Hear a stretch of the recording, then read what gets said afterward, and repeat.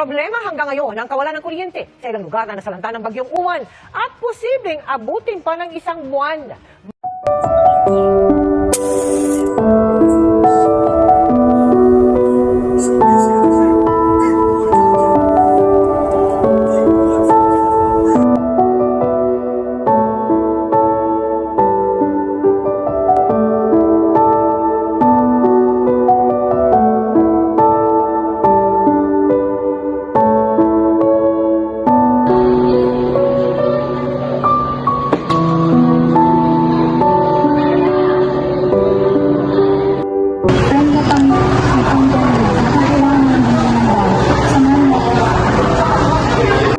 Ayun, friend, may magandang bag. Natin na natin, try mo.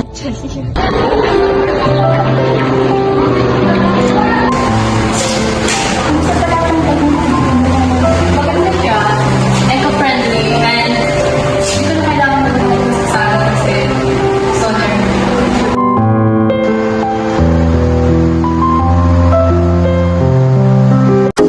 Always on the go with your companion solar bag.